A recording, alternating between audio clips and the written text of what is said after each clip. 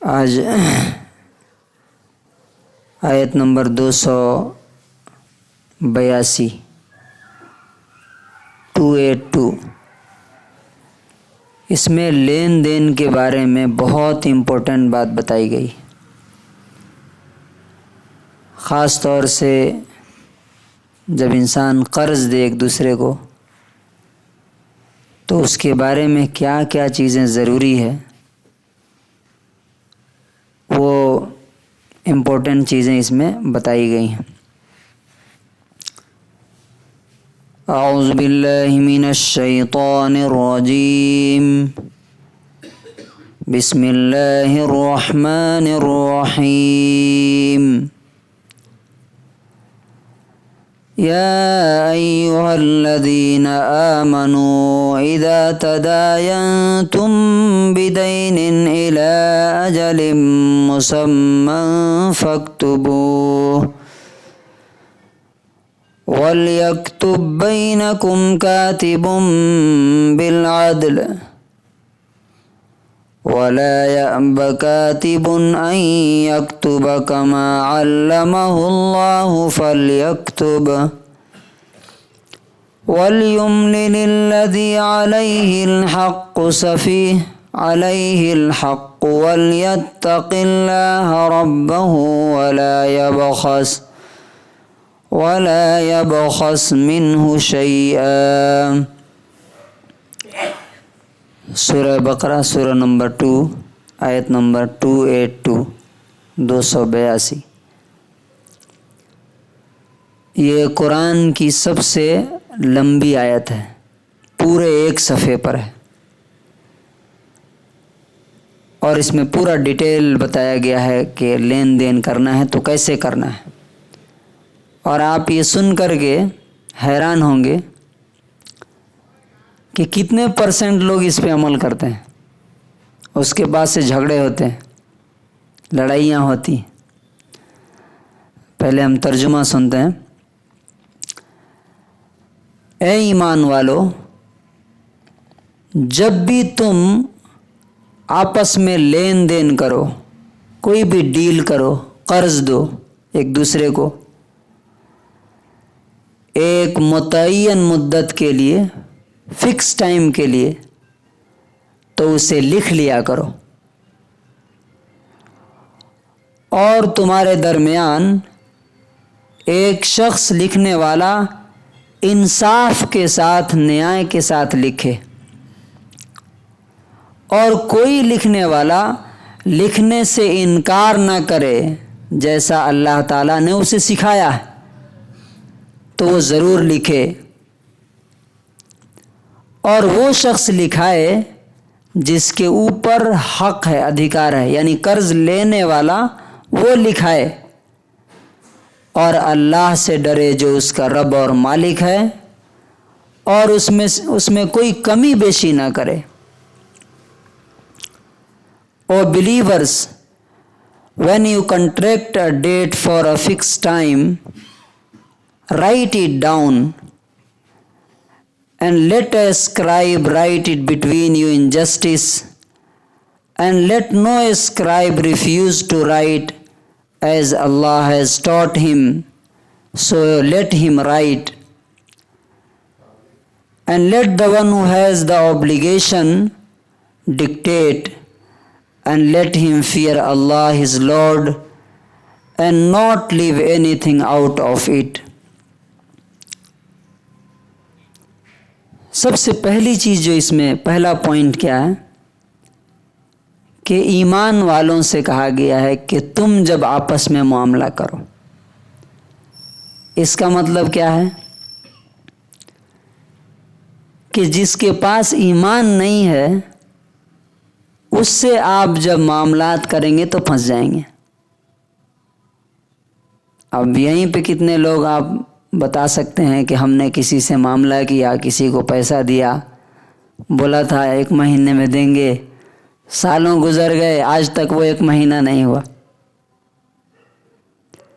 میں نے ایک آدمی کو بہت گڑ گڑا رہا تھا، کہا کہ بس سنڈے کو دے دیں گے، وہ سنڈے آج تک نہیں آیا، اور چھوٹے موٹے پیسے نہیں، 30 لاکھ روپے، مطلب ہم یہاں نمازیوں میں ہم بول رہے ہیں، ہمارے جاننے میں 30 لاکھ روپے، 8 لاکھ روپے ایسے ڈوب گئے. کیوں؟ اس لیے کہ بے ایمان آدمی جو ہوتا ہے نا، جس کو اللہ کا ڈر نہیں ہے، آخرت کا ڈر نہیں، وہ جب آپ کا پیسہ لے لے گا تو وہ سمجھے گا کہ یہ مال غنیمت ہے، لوٹ لو اسے. آخرت میں دیکھا جائے گا. حالات یہاں تک اب ایمان کیسے چیک کریں گے؟ یاد رکھیے، ایک صاحب نے بہت اچھی بات کہی کہ جو آدمی اللہ کا حق ادا نہیں کرتا، اللہ سے نہیں ڈرتا، وہ بندوں سے کیا ڈرے گا، بندوں سے کیا شرم کرے گا. تو یہ چیک کر کے دینا چاہیے کسی کو، کسی کے ساتھ معاملات کرنا چاہیے کہ واقعی وہ اللہ سے ڈرتا ہے کہ نہیں، لین دین میں کیسا ہے، معاملات میں کچا تو نہیں ہے. ایسے ہی آدمی سے معاملات کرنا چاہیے. نمبر 1، خالی داڑھی ٹوپی دیکھ کر کے، اچھی میٹھی میٹھی باتیں سن کر کے لوگوں نے کتنے پیسے گنوا لیے دیکھیے. اچھا، دوسری بات یہ کہی گئی ہے کہ جب بھی قرض دو تو ایک فکس ٹائم ہونا چاہیے. اب ہمارے پاس کیا ہوتا ہے، دیں گے بعد میں. بھائی بعد میں کب دیں گے؟ قیامت کے دن.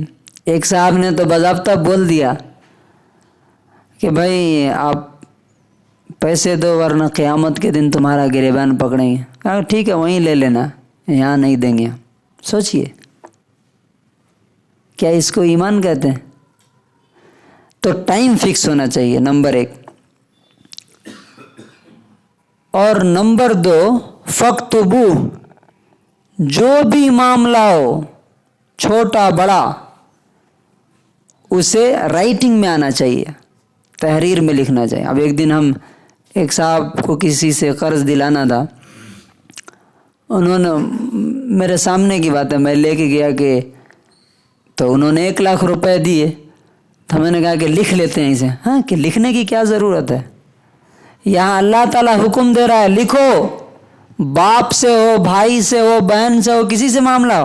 اچھا، ہم کیا سمجھتے ہیں کہ اگر ہم بولیں گے لکھنے کے لیے تو سامنے والا سوچے گا یار اس کو ہم پر اعتماد نہیں ہے، بھروسہ نہیں ہے، ٹرسٹ نہیں ہے. بھروسہ اعتماد کی بات نہیں ہے. پرسوں کی بات ہے، ایک صاحب کسی سے بات کر رہے تھے اور اس کو بہت بری طرح گالیاں دے رہے تھے. تو ایک چھوٹا بچہ بول بھی رہا ہے کہ دیکھو یہ مولانا صاحب کو کیسی گالیاں دے رہے ہیں. تو مولانا نہیں تھے، داڑھی ٹوپی کرتا پاجامہ تھا. تو میں نے ان کو بعد میں بلا کے پوچھا کہ آپ کیوں ایسی گالیاں دے رہے تھے، وہ بھی گلی میں بچوں کے ساتھ، بڑوں کے ساتھ. تو کہا کہ میرا 6 لاکھ روپیہ لے لیا ہے اور میں مانگ رہا ہوں تو نہیں دے رہا ہے. تو میں نے کہا کہ آپ وہ انصاف بیٹھائیے، کیس کیجئے. تو کہا کہ لکھا ہوا نہیں ہے، ایسے ہی دے دیا ہم نے. اب وہ کہہ رہا ہے کہ آپ کے پاس کیا ثبوت ہے کہ آپ نے مجھے دیا ہے؟ میں بول دوں گا آپ نے دیا ہی نہیں. سوچئے. تو فَاكْتُبُوهُ، اس کو ضرور لکھنا ہے. اب اس کے بعد اللہ تبارک و تعالیٰ لکھنے والوں سے کہہ رہا ہے. دیکھیے کتنا اللہ تعالیٰ اپنے بندوں کے مال اور پیسے، ان کی جان، ہر چیز کا کیئر کیسا کر رہا ہے کہ پوائنٹ ٹو پوائنٹ ایک ایک چیز، ایک ایک قدم پہ سکھا رہا ہے کہ ایسا کرو تاکہ تمہارا مال، تمہارا منی، تمہارا پیسہ ضائع اور برباد نہ ہو. کہہ رہا ہے کہ ایک لکھنے والا انصاف کے ساتھ لکھے، کوئی غلط سلط بات نہ لکھے، اس میں بڑھائے نہیں، گھٹائے نہیں. اور جسے اللہ نے لکھنا سکھایا، آپ کو معلوم نا اس ٹائم تو ہر آدمی کو لکھنا نہیں آتا تھا، اور آج بھی آپ کو معلوم ہے ڈاکومنٹس جو لکھے جاتے ہیں وہ خاص لوگ لکھتے ہیں. وہ کورٹ میں کیا کیا اس میں ورڈز ہوتے ہیں. تو اللہ تعالیٰ اس کو بول رہا ہے کہ تمہیں جیسا اللہ نے سکھا کر کے تمہارے اوپر احسان کیا ہے، علم اور نالج دے کر کے، تمہارے پاس بھی اگر کوئی لکھانے کے لیے آئے تو تم لکھو، انکار نہ کرو. اس لیے کہ اللہ نے تم پر احسان کیا ہے، تم بھی لوگوں پر احسان کرو. चौथी बात यह कि लिखाए कौन, डिक्टेट कौन करे, जो दे रहा है वो या जो ले रहा है वो। तो अल्लाह ताला कहता है नहीं, जो ले रहा है वो लिखाए। क्यों? इसलिए कि वो लिखाएगा तो इंसाफ के साथ ले। हो सकता है कि देने वाला कुछ आगे पीछे बढ़ा दे, लेकिन लेने वाले को देना है ना, तो वो सही लिखाएगा। तो कह रहा है अल्लाह तबारक व तआला कि जिसके ऊपर हक है वो लिखाए और फिर अल्लाह से डरे और उसमें कमी बेशी ना करे। अब ये एक छोटा सा हिस्सा है, 2-3 लाइन का, बहुत लंबी आयत है, इंशाअल्लाह आगे हो कल परसों 2-3-4 दिन चलेगी ये। इसके बारे में एक हदीस मैं आपको सुनाता हूँ कि इसमें कर्ज़ देने में ख़ास तौर से कितना एहतियात की ज़रूरत है, या कोई तिजारत और कारोबार करने में भी। मुस्लिम शरीफ की हदीस है 143, हज़रत हुज़ैफ़ा रज़ी अल्लाह अन्हु कहते हैं कि नबी सल्लल्लाहु अलैहि वसल्लम के ज़माने में लोगों के अंदर इतनी अमानतदारी थी कि मा उबाली, मुझे इसकी परवाह नहीं रहती थी कि मैं किसके साथ लेन देन कर रहा हूँ। क्यों? लइन कान मुस्लिमन रद्द अलैहि इस्लामुहु, अगर वो मुसलमान होता तो उसका ईमान और इस्लाम वो पैसा मुझे लौटा देता, और अगर क्रिश्चियन होता तो उसके ज़िम्मेदार मुझे लौटा देते। लेकिन फलयौम, आज, फला उबायो इल्ला फुलानन व फुलानन, मैं स्पेशल यानी कुछ ही लोगों से, फलां लोगों से ही मामलात करता हूँ, सबसे नहीं करता हूँ। सोचिए ये किस ज़माने की बात है? सहाबा कराम के ज़माने की बात है। उस ज़माने में जब ये हालात थे अमानतदारी और ऑनेस्टी के, तो आज कितना हमें फूंक फूंक के कदम रखना चाहिए। कोई आता है हमको एक स्कीम समझाता है, इसका इतना फ़ायदा, उसका इतना फ़ायदा, उसके साथ लग जाते हैं हम, और उसके बाद पता चलता है कि वो ऑफिस सब ले करके उड़ गया, भाग गया, कहीं लंदन चला गया, कहाँ चला गया। अल्लाह तबारक व तआला हमें इस हुक्म पर, ख़ास तौर से जो कर्ज़ देने के मामले में जो हुक्म है उस पर अमल करने की तौफीक नसीब फरमाए। उसे ख़ास अमानतदार लोगों के साथ करने, नंबर 1। नंबर 2, राइटिंग में, तहरीर में हर चीज़ होनी चाहिए, इसकी तौफीक नसीब फरमाए। सुभान अल्लाह व बिहम्दिही।